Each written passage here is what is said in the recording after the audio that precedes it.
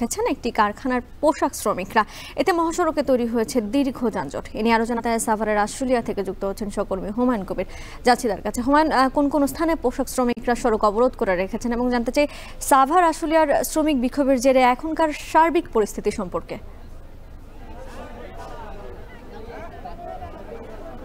বর্ণা, আপনি নিশ্চয়ই জানেন গত ৪৮ ঘন্টা ধরে কিন্তু বার্ডস গ্রুপের শ্রমিকরা দেখতে পাচ্ছেন রাস্তায় নেমে আছে তাদের পাওনা বেতন ভাতার দাবিতে। মূলত গত ২৮ আগস্ট তাদের যেই ৪টি ফ্যাক্টরি রয়েছে বার্ডস গ্রুপের, সেগুলো লে অফ ঘোষণা করা হয়েছিল।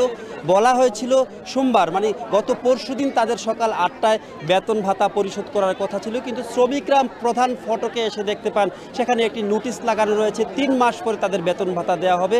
পরে শ্রমিকরা কিন্তু বিক্ষুব্ধ হয়ে সড়ক অবরোধ করেন। তারপর থেকে কিন্তু অবরোধ চলমান রয়েছে। শ্রমিকরা একটু পরপরই বিভিন্ন স্লোগান দিচ্ছেন, বিক্ষোভ করছেন।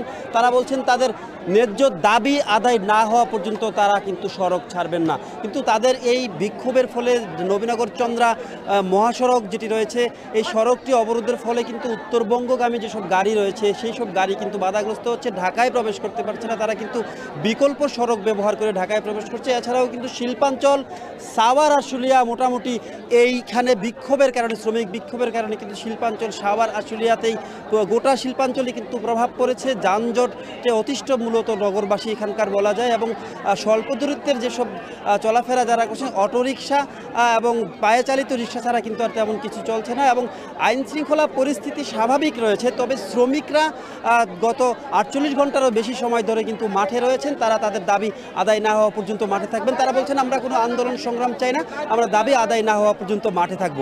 তবে বর্ণা, একটা জিনিস জানিয়ে রাখছি, শ্রমিকরা বলছেন যে তাদের সাথে মালিক পক্ষ এসে কথা বলুক, তারপরে তারা হয়তো সেই দাবি মেনে নেবেন। কিন্তু শ্রমিকদেরকে একটা মেসেজ পাঠানো হয়েছে। ঢাকা জেলা পুলিশ কিছুক্ষণ আগে আমাকে নিশ্চিত করেছে, জেলা পুলিশকে একটি অডিও বার্তা পাঠানো হয়েছে। সেখানে বলা হয়েছে গার্মেন্টসটি লসের মুখে রয়েছে, বায়ার সংকটের কারণে তার হাতে কোনো টাকা পয়সা নেই। তিনি এই গার্মেন্টসগুটিকে বিক্রি করে শ্রমিকদের যে পাওনা রয়েছে সেটি পরিশোধ করবেন, সে পর্যন্ত তাকে সময় দেওয়ার কিন্তু আহ্বান জানিয়েছেন। এটি আসলে জেলা পুলিশের কাছে একটি অডিও বার্তায় নিশ্চিত করেছেন। তিনি কোথা থেকে এই অডিও বার্তা দিয়েছেন তেমনটি কিন্তু নিশ্চিত হওয়া যায়নি।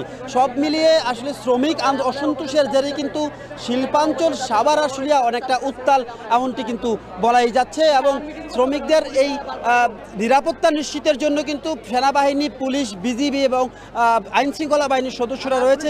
কিছুক্ষণ আগেও আমরা দেখেছি শ্রমিকদের সাথে পুলিশ কথা বলেছে। শান্তি শৃঙ্খলা বজায় রাখার জন্য কিন্তু তারা সর্বোচ্চ সতর্ক অবস্থানে রয়েছে, এমনটি কিন্তু পুলিশ নিশ্চিত করেছেন। অন্যদিকে শ্রমিকরা বলছেন দাবি আদায় না হওয়া পর্যন্ত, তাদের যে ন্যায্য বেতন ভাতা পাওয়ার যে দাবিটি সেটি আদায় না হওয়া পর্যন্ত তারা কোনো অবস্থাতেই রাজপথ ছাড়বেন না।